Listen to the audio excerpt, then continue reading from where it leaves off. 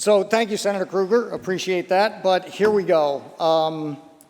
Man, the MTA payroll tax again. This was so very popular when it got put in place in the first place.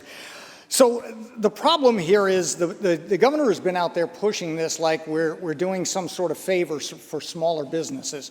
So let's be clear and clear up a couple of misconceptions. First off, some of the smaller businesses with a payroll, now it's breaking down per quarter, so what I'm going to do is I'm going to kind of roll it into annual to be easier, and I'm going to estimate on some job numbers, but just for the purpose of keeping it as simple as possible, although nothing is simple with the MTA. So what they've done is actually added a category for the MTA payroll tax in the outside zones, outside of the city, while raising the payroll tax within the city as well.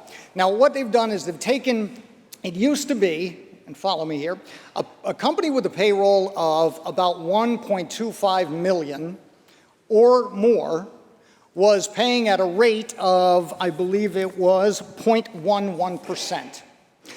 Then when you went a little higher, it would increase to 0.23%, and then the top rate was 0.34%. What they've done is they've taken that first category, the 0.11, they cut it in half. So you're not getting away, it's a little bit lower. But understand, we're talking about companies. What I did was I took the average salary on Long Island. The average salary in Nassau County is $74,000 and change. In Suffolk County, it's $72,000 and change, so you know where I went. 73 and change. So taking 73,000 and change, to fit into the first category, you're looking at companies with about 17 or 18 employees. We are not talking about massive companies. 17 or 18 employees on average. They're still going to be paying, they're just going to be lowered a little bit. They weren't paying that much to begin with. It was more than they should be, but they're going to be lowered a little bit. Then the next category, that's category 2. That was the category that was 0.23. That also has been cut in half to 0.115. That would be about 18 to 23 employees. Still not a massive company here, but more like a mom and pop type operation. They're still going to be paying, and now at 0.115%. We get up to about 24 plus. And I say plus because it's not quite 24 and then forever. It's 24 to about 135 employees. Now they're going to be at what was the top rate, 0.34%. Then we're going to add another category at 0.635%. So almost double what the highest rate was. And basically, anybody over 135 or so employees is going to be paying that. It is a job killer. If you're a business owner and you're starting to succeed, what's the first thing you want to do? You want to grow and keep succeeding. You want to add jobs.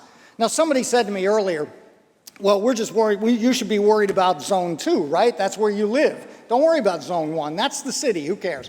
Well, no. Well, as was pointed out before, the LIRR is the highest subsidized transportation portion of the MTA. Why? Why would that be the highest subsidized? Well, let me tell you something. People aren't jumping on the train out in Suffolk County just to ride on and hop off somewhere else on Long Island. They're going into the city. And when they go into the city, they're either going in there to work or they're going in there to spend money. And if they are going into work, they're still spending money. They're buying lunch, they're buying dinner, going to entertainment, things like this.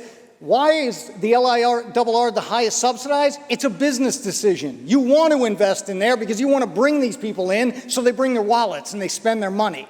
I'm not saying it's a dumb decision. It's smart. It's a business decision.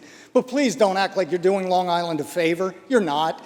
Long Island businesses, the employees are not riding the railroad to go to work if you work in Suffolk County. That's just not happening unless you work in the city. So we're not doing any favors to Long Island by investing in this. Let's not kid ourselves there.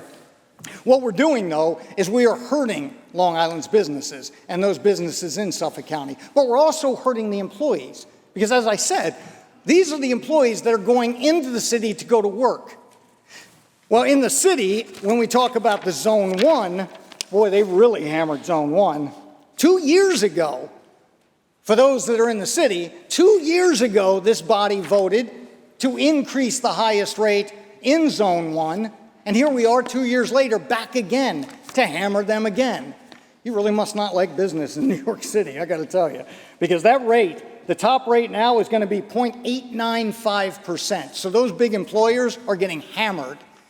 And I asked earlier, one of the reasons I asked was, I asked specifically about hospitals. What's one of the biggest expenses we have? What's one of our biggest fears? Getting sick and having medical bills, right? Healthcare is expensive. So what are we doing?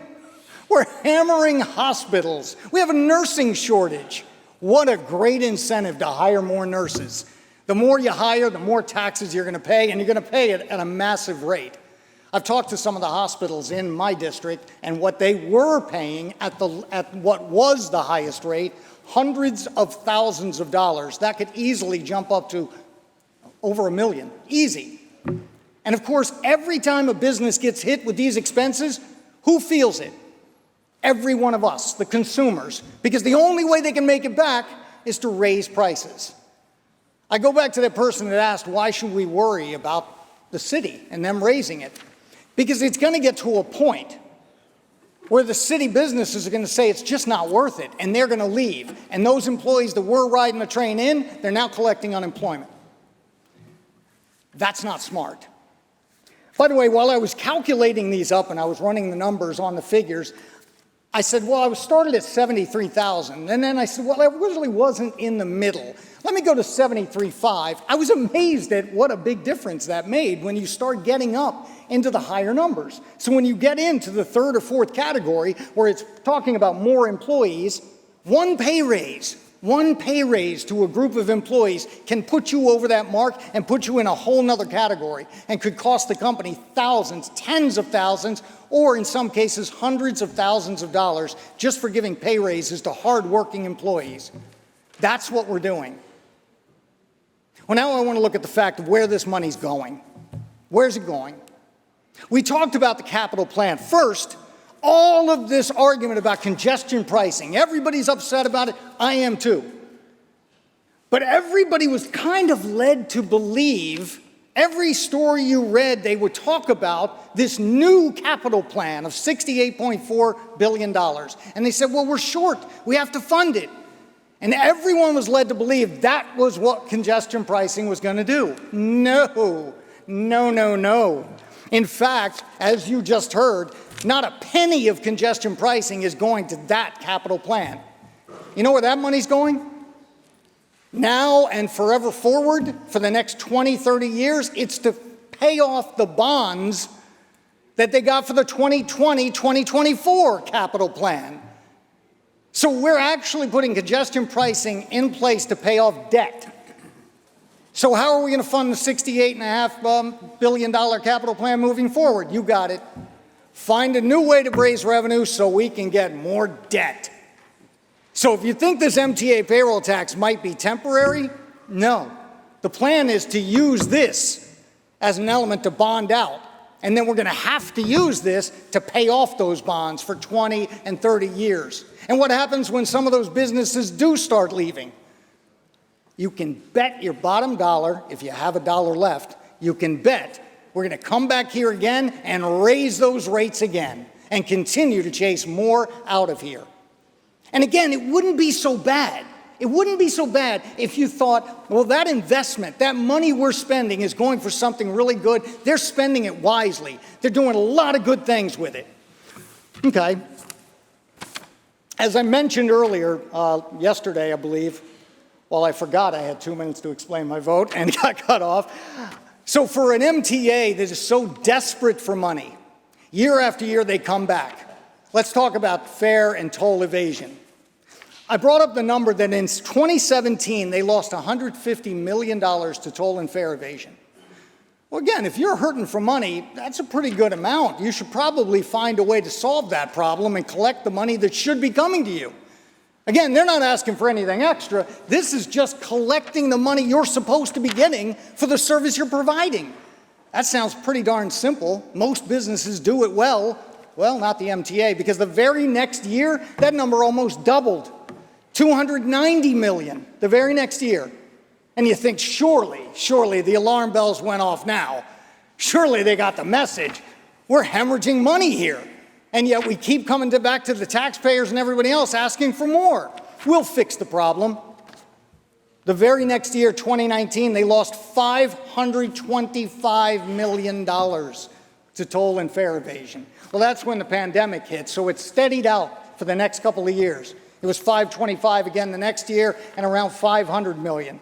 By the way, if you add up those 3 years, it's $1.5 billion just in those 3 years. But again, we get done the pandemic, we come back, we're back to business. You figure they're asking for a lot of money, they're going to fix the problem, right? Nope.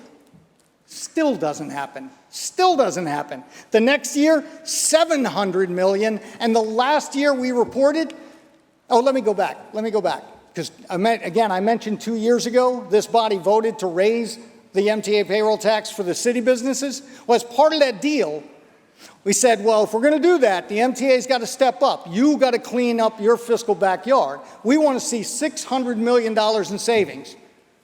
We never saw it.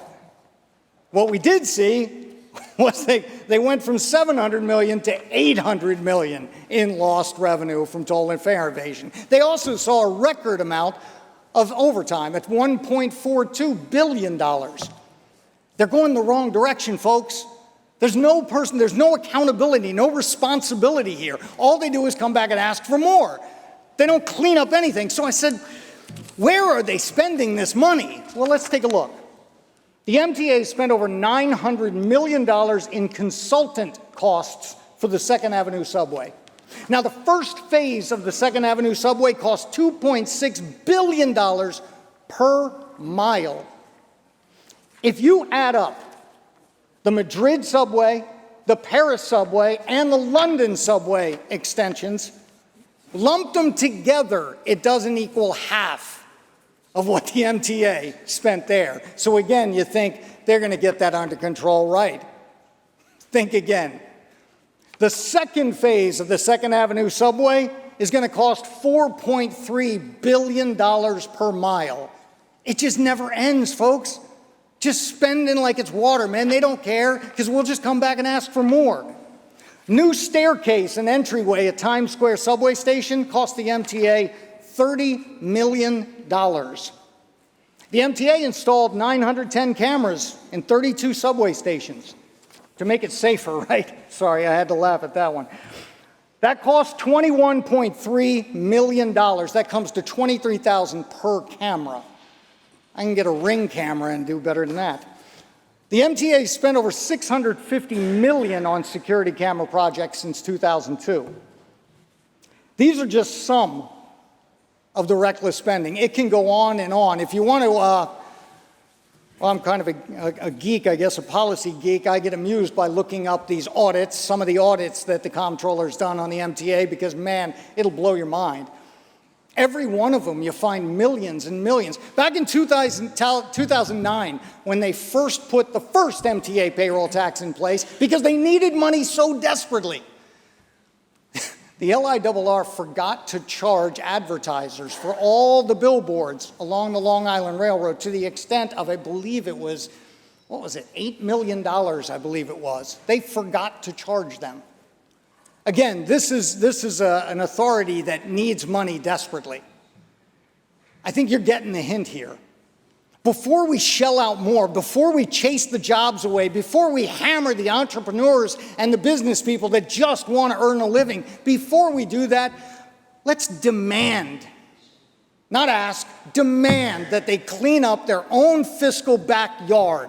We need to see some fiscal responsibility, or no, you don't get this. Senator Krueger yesterday, I apologize, I forget what subject it was on. It might have been the hospital. Now that I remember it was NUMAC. We're talking about the Nassau Medical Center. And she made the comment that maybe they should withhold their funding until they straighten themselves out. That would teach them, right? That would show them how to do it right. Yeah, that's exactly what we should do for the MTA. Why don't we say no once in a while and make them fix their own problems? And that's why, Madam President, I will be voting no, and I urge all of my colleagues to do the same. Thank you.